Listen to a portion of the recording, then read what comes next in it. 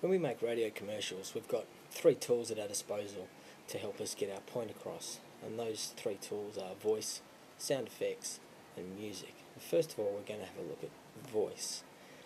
Now, there are two things that we can get across using our voice, and those two things are character and emotion.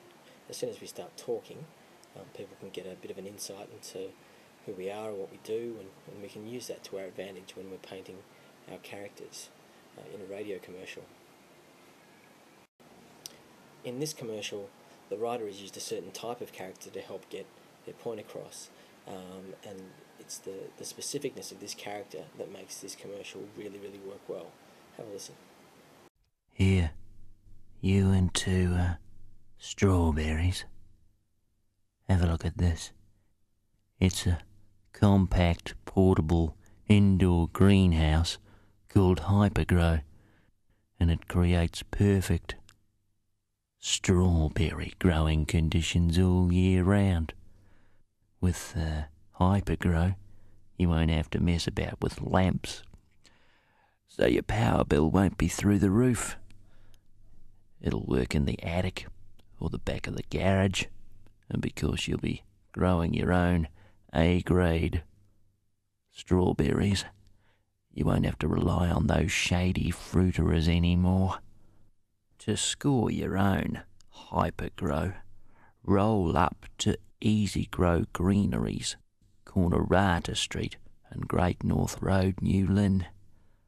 Think you can remember that? Who wants hydroponic kits? People who grow their own marijuana. Now, of course, you can't put that in an ad, but you can have a message being said by a character who is so shady that it gets the point across anyway.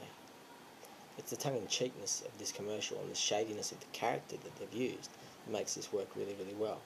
So that's something to bear in mind when you're thinking about characters and how they're going to use their voice to convey themselves. Let's have another look at another example.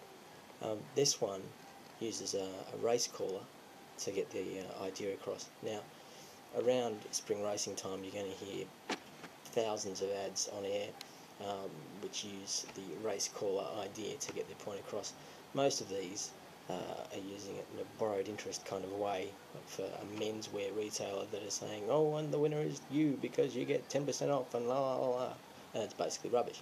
However, this advertiser gets away with it because at the end of the day they're a racetrack, and just have a listen to the way that the character comes out in the guy who is doing the voiceover.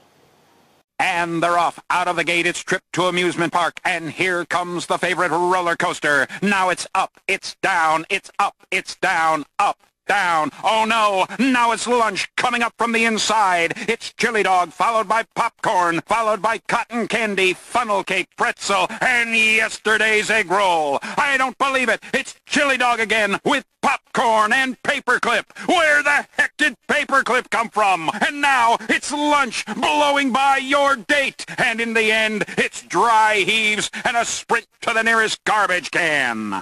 For a better time, go to the track. National Thoroughbred Racing. We bet you love it. So there's a quick look at character and how we can use our voice to get our character across. Now, the other thing that we can use our voice for is to convey emotion.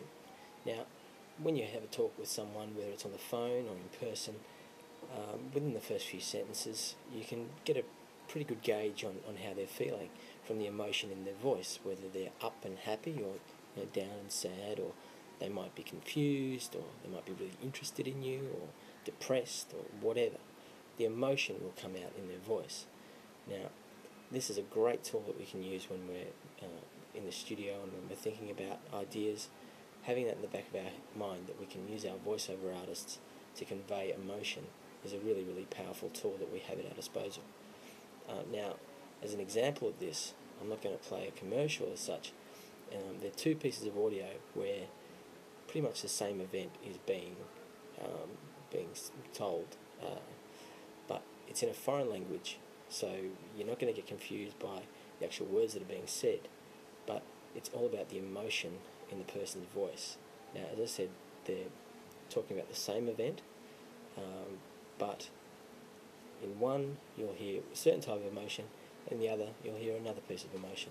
First of all, let's play the first one. Olha Brasil, agora com o Ronaldinho, desce o guri de ouro, tá defendendo o seu gol, Ronaldinho, vamos lá, Ronaldinho descendo, limpou o primeiro, Rivaldo livre, golou, pintou, gol, Rivaldo bateu, gol!